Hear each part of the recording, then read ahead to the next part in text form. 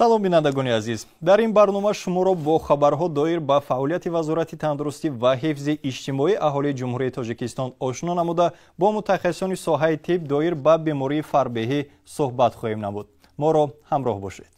1 апрели соли равон дар муассисаи давлатии Маркази миллии тиббии Тоҷикистон шифобахш ҷаласаи навбатии ҳайати мушовараи вазорати тандурустӣ ва ҳифзи иҷтимоӣ аҳолии ҷумҳурияи Тоҷикистон баргузор гардид, ки дар он ҷараёни иҷрои нақшаи чорабиниҳои барномаи тавонбахшӣ ва ҳамгироии иҷтимоии ноболиғон дар муассисаҳои маҳрум сохтан аз озодӣ ё маҳдуд кардани озодӣ адои ҷазо намуда барои солҳои 2020-2024 ва иҷрои нақшаи корҳои таъмиру сохтмони муассисаҳои соҳа дар вилояти мухтори Кӯҳистони Бадахшон, вилоятҳои Хатлон, Соғд ва шаҳри Душанбе тибқи нақшаи корӣ барои соли 2022 мавриди баррасӣ қарор дода шуданд. 4 апрели соли равон вазири тандурустӣ ва ҳифзи иҷтимоӣ аҳолии ҷумҳурияи Тоҷикистон бо миссияи Бонки ҷаҳонӣ, ки таҳти роҳбарии Мирия Шомлум сурат мегирад, мулоқот намуд. Дар мулоқот масъалаҳои дастгирии амалисозии лоиҳаҳои амалкунанда аз ҷумла беҳтар намудани хизматрасонии тиббӣ ва лоиҳаи фавқулодаи муқоимат ба вируси COVID-19, таҳияи нақшаи инвеститсионӣ ҷиҳати дастгирии амалисозии стратегияи миллии ҳифзи солимии аҳолии ҷумҳурияи Тоҷикистон барои давраи то соли 2030 ва дигар масъалаҳо мавриди таҳлилу баррасӣ қарор дода шуданд. бо мақсади пешгирии сирояти коронавируси нави COVID-19 ва ба иммунизатсия бар зидди сирояти мазкур фаро гирифтани шаҳрвандони мамлакат шаби 3 апрели соли равон дар чоҳорчӯбаи фаъолияти механизми COVAX ва барномаи тақсимоти одилонаи вояҳои ваксинаҳои зидди COVID-19 ба ҷумҳурияи Тоҷикистон 198,900 воя ваксинаи Pfizer ворид гардид. мутахассисони соҳаи тиб роҳи хуби пешгирӣ аз бемории коронавирусро дар гирифтани ваксина маънӣ дод мекунанд. дар меҳмонхонаи ҳаят Реҷенсии шаҳри Душанбе муаррифии барномаи тақсимоти афзораки бебо барои волидайн баргузор гардид. дар чорабинӣ як қатор мутахассисон вобаста ба мусоидат ба рушди бармаҳали кӯдакон дар Тоҷикистон ва рӯнамои афзораки бебо маъруза пешниҳод карданд. ёдовар мешавем, ки барномаи мазкур барои волидон баҳри тарбияи кӯдакон равона карда шудааст. дар меҳмонхонаи Серенаи шаҳри Душанбе доир ба бемории сил ва роҳҳои инъикоси он дар васоити ахбори омма семинари омӯзишӣ доир гардид. гуфта шуд, ки сил бемории сироятӣ буда аз шахси бемор бо роҳи ҳаво ба атрофиён мегузарад. шахси бемор ҳангоми суҳбат, сулфа ва атса миқдори зиёди микробактерияҳоро ба фазои атроф паҳн мекунад. дар натиҷаи саривақт табобат нагирифтани бемори гирифтори сил ӯ метавонад дар як сол 10-15 нафари дигарро гирифтори ин беморӣ намояд. ёдовар мешавем, ки бемории сил табобатшаванда буда, сабаби асосии паҳншавии он саривақт муроҷиат накардани бемор ба муассисаҳои табобатӣ маънӣ дод мегардад. таҷлили рӯзи умумиҷаҳонии тандурустӣ, ки ҳамасола ба санаи 7 апрел рост меояд, чун дигар мамолики олам дар ҷумҳурияи Тоҷикистон низ дар сатҳи баланд ҷараён гирифт. маврид ба тазаккур аст, ки бобати таҷлили ин санаи барои сиҳати омма муҳим, ҳукумати ҷумҳурияи Тоҷикистон як қатор иқдомоти идонаро дар саросари кишвар роҳандозӣ намуд.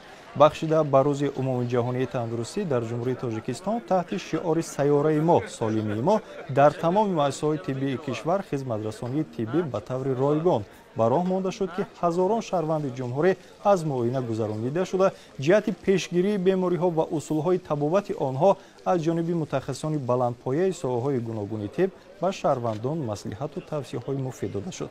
аз ҷумла аз тарафи мутахассисони муассисаҳои тандурустии кишвар ташхиси ултрасадо, рентген, озмоишгоҳу лабораторияҳои сайёр ҷиҳати муоинаи бемориҳои гурда, чашм, асаб, дилу раг, шуш ва роҳҳои нафас, фишорбаландии қанд ва дигар бемориҳо роҳандозӣ гардиданд.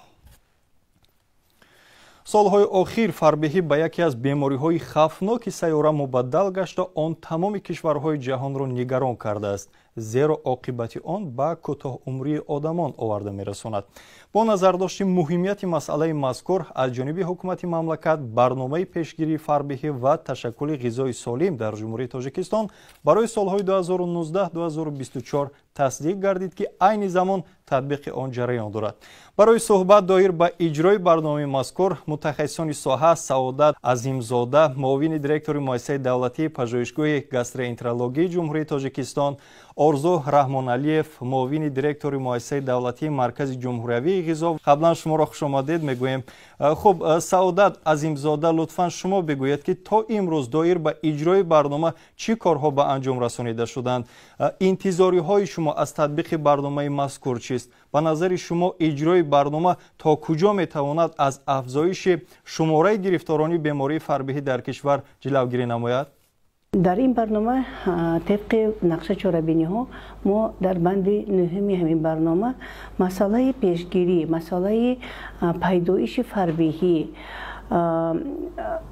факторҳои пайдоиши ҳамин фарбиҳиро мо яъне ба назар гирифта аз рӯи бемории зеркунии ғайри алкоголии ҷигар корҳои хеле зиёде ба анҷом расонидем ва инчунин корманди пашошгоҳи гастроэнтерология кори илмии худро низ ба анҷом расида ба дифо яъне кори илмии худро ба итмом расонид ва дифо кард кори илмиро ва ин яке аз дастовардҳои хуби ҳамин барнома ба ҳисоб меравад. дуюмин гуфтан лозим аст ки дар доираи ҳамин барнома аз тарафи кормандони пашошгоҳи гастроэнтерология якҷоя бо кормандони муассисаи давлатии тиббии донишкадаи мо, инчунин аз тарафи маркази ғизои ҷумҳурии Тоҷикистон, аз тарафи дигар тамоми кормандони соҳаи тандурустии вилояти Суғд як кори калони мо гузаронидем, яъне ки кори илми тадқиқотӣ оид ба паҳншавии фарбиҳӣ дар вилояти Суғд. мо дар тамоми ҷумҳурӣ ин корро яъне пеш гирифтем ва ҳоло натиҷаҳои корҳои ҳамин илмии тадқиқотии паҳншавии фарбиҳиро дар вилояти Суғд ба итмом расондем. аз рӯи хулосаи гирифтаи мо, натиҷаҳои гирифтаи мо дар вилояти Суғд мо паҳншавии фарбиҳиро ин хел дида баромадем ки дар 25% аҳолии вилояти Суғд дида мешуд вазни зиёд, пайдоиши вазни зиёди бадан ва дар 21.5% фарбиҳии дараҷаҳои гуногун, ки ин ҳам хеле кори калон дар байни 1724 нафар аҳолии вилояти Суғд.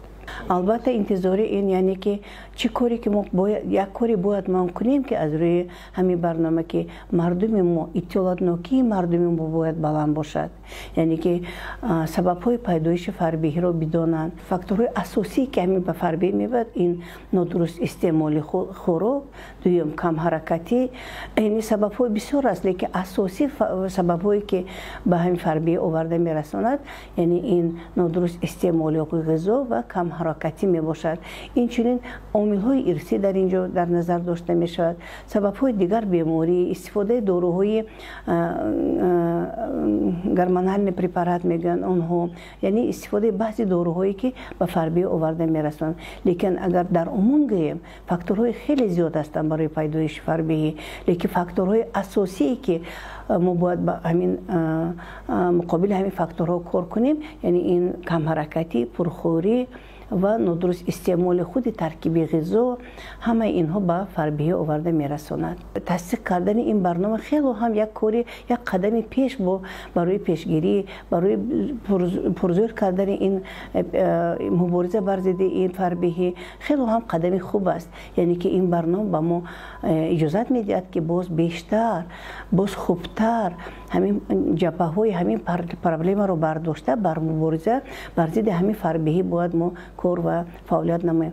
ташаккур. тавре аён аст истеъмоли ғизо низ шарти асосӣ ба фарбиҳӣ дучор шудан ва ҳамзамон роҳи халосӣ аз ин беморӣ ба шумор меравад.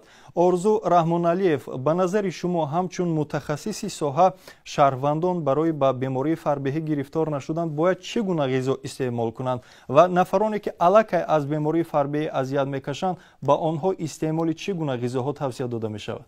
вобаста ба пешгирии бемории фарбиҳӣ ташкили ғизои дуруст яке аз омилҳои асосӣ мебошад ки дар ҷумҳурӣ рӯёнидани ҳосилҳо яъне дар як фасли сол якчанд маротиба ки ин замина мегузорад барои пешгирии бемории фарбиҳӣ.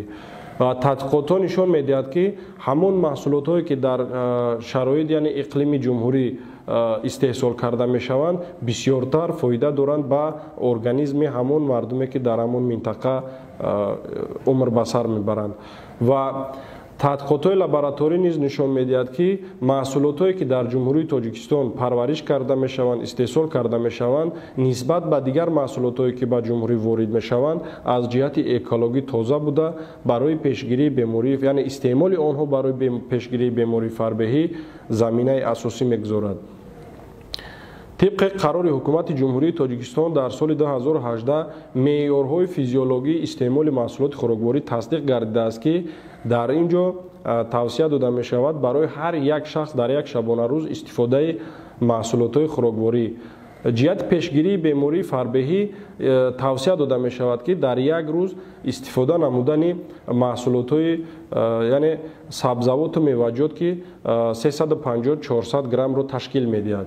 عرف و عادت‌های ملی نشان می دهد که مردم ما در وقت قبول نمودن محصولات خوراکواری یعنی غذا قبول کردن بسیار از محصولات نانی نان و محصولات نانی استفاده میبرند که این یکی از عامل‌های انکشاف بیماری فربهی را در ارگانیسم پیدا میکند. تحقیقات نشان میدهند که یکی از سبب‌های انکشاف بیماری فربهی این عامل ارثی هم نیز دارد و اگر در اویله پدر یا مادر یعنی یکی از والدین گرفتار بیماری فربهی باشد، انکشاف بیماری فربهی در فرزندان تا 40% زیاد میگردد و اگر در اویله هم پدر هم مادر یعنی هر دو والدین با بیماری فربهی گرفتار باشند تا 80% میتواند فرزندان با این بیماری گرفتار باشند.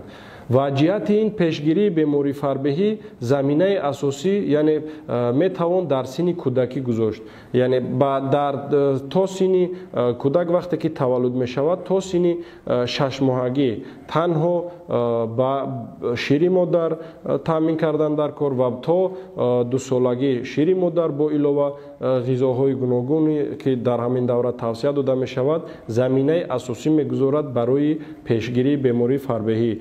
چون که در این دوره قبول کردن غذای درست با انکشاف درستی گرمان ها مساعدت میکند و یکی از سبب های دیگری که انکشاف بیماری فربهی در ارگانیسم رخ میدهد این ویران شدن استرکتور یعنی ساختار گرمان های ارگانیسم میباشد. متخصصان پیوسته توصیه میدهند که برای پیشگیری بیماری فربهی بسیارتر از محصولات های از جهت اکولوژی تازه استفاده بردن در کار، یعنی این محصولات های وطنی میوه‌جات و سبزیجاتی که در داخل کشور استحصال کرده میشوند پرورش کرده میشوند این هم باشد در یک روز استعمال نمودن 350 تا 400 گرم میوه‌جات و سبزیجات می باشد و از محصولات های خوراکواری یعنی محدود کردن استعمال نمک، استعمال کردن خوراک‌های تست تیار یعنی همین فست فود میگن، خوراک‌های تست تیار محدود نمودن اونها، محدود نمودن استعمال محصولاتایی که در ترکیبشون موادهای شیمیایی بسیار دارند و در کودکان محدود کردن همون استعمال همون خوراک‌های نیم تیاری که میگیرند و استفاده میبرند اینها رو محدود کردن لازم و بسیارتر استفاده و توصیه داده می شود که بسیارتر استعمال کردن محصولات خوراکواری یعنی رعایت کردن همون پرینسیپی که در یک روز 3 یا 4 مرتبه قبول کردن غذا با تقسیمات فایزناکی یعنی در نهاری چقدر، در وقت خوراک نصف روزی و پیش از خواب قبول کردن غذا تا 2 ساعت پیش از خواب قبول کردن غذا، چون که وقتی که ما غذا رو قبول میکنیم با خواب میرویم این با خوبی یعنی تا درجه معین با ارگانیسم جابیده نمیشود و اون مصرفی که اون نیرویی که در نتیجه قبول غذا در ارگانیسم استحصال میشود مصرف کرده نمیشود و این حالت آورده میرساند به بیماری فربهی و بیماری فربهی در نوبت خود آورده میرساند به بیماری دل و رگ‌ها، بیماری های سرطان، بیماری های دیابت قند و دیگر بیماری هایی که سبب می شود با آهسته آهسته آدم را آورده می رساند به معیوب شوی و این در آینده با اقتصاد جمهوری با اقتصاد همون اویله تاثیر منفی می رساند. از آنکه وقتی خیش را دریغ نداشته با ما پیوسته جهانی سپاس در فعالیت من بعده هر یکی شما برار تمنا دارم. бинандагони гиромӣ, мавриди зикр аст ки мутахассисони муассисаи давлатии маркази илмии ҷарроҳии дилу рагҳои хунгард амалиёти ҷадидеро дар самти кам кардани вазни бадан роҳандозӣ намуданд ки аллакай натиҷаҳои дилхоҳ ба даст овардааст. гузоришро дар ҳамин хусус мебинем. бемории фарбеҳӣ ки имрӯзҳо яке аз мушкилоти нави соҳаи тибби ҷаҳонӣ маҳсуб меёбад, мутаассифона ҷомеаи ҷумҳурии Тоҷикистон низ аз ин беморӣ дар амон намондаанд. бо ҳадафи мубориза алайҳи бемории болозикр ва ҳарчи коҳиш додани гирифторӣ ба маризии фарбеҳӣ дар саросари кишвар ҳукумати ҷумҳурии Тоҷикистон тадбирҳои амалии зиёде пиёда намудааст ки тайёр намудани мутахассисони варзида дар ин ришта ва ба роҳ мондани усулҳои нави табобату дармон ва ҷарроҳӣ барои гирифторони бемории фарбеҳӣ аз зумраи онҳо маънидод мегардад. дар маркази илмии ҷарроҳии дилу рагҳои хунгард шуъбаи ҷарроҳии эндоскопӣ мо аввалин бор якчанд намуди амалиётҳои ҷарроҳиро гузарондем.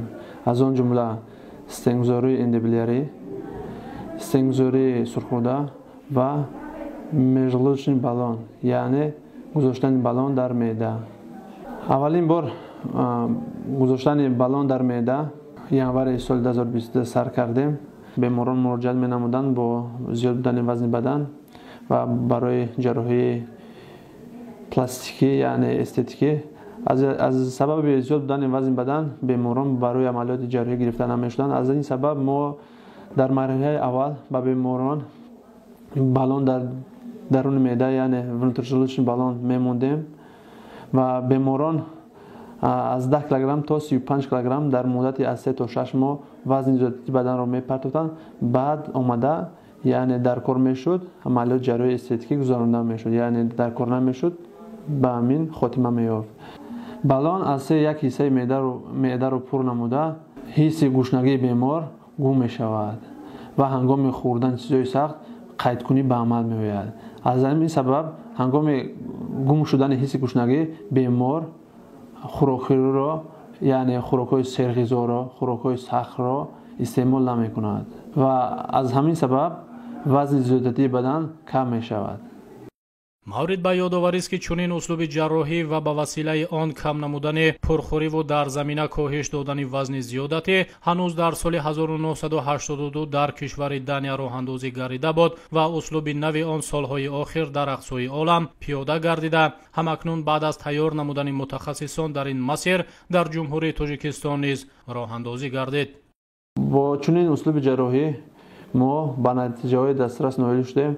дар беморон то партофтани 35-40 килограмм вазни зиёдатӣ мушоҳида шуд.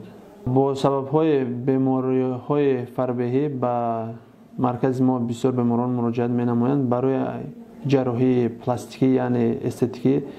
аз ҳамин сабаб мо ба хулосае омадем ки дар марҳилаи аввал вазни зиёдатии бемор то 25-30 килограмм партофта шуда, баъд бо хоҳиш бемор ба амалиёти ҷарроҳии пластикӣ, яъне эстетикӣ гирифта шавад. мо ба хулосае омадем ки ин намуди услубро бисёр намуда ва фарбеҳиро дар ҷумҳурӣ кам намоем. агарчи аҳолии ҷумҳурии Тоҷикистон дар рӯйхати ранҷбаранда аз гирифторӣ ба бемории фарбеҳӣ шомил нест, вале чунин тадбирҳои саривақтии муассисаҳои дахлдор заминаи пешгирии хуруҷи ин маризӣ миёни аҳолӣ дониста мешавад. дар ин ҷо расидем ба фарҷоми барнома. ба шумо тансиҳативу хонаводӣ ва тамоми хушиҳои рӯзгорро таманно дорем. хайр, то барномаҳои баъдӣ.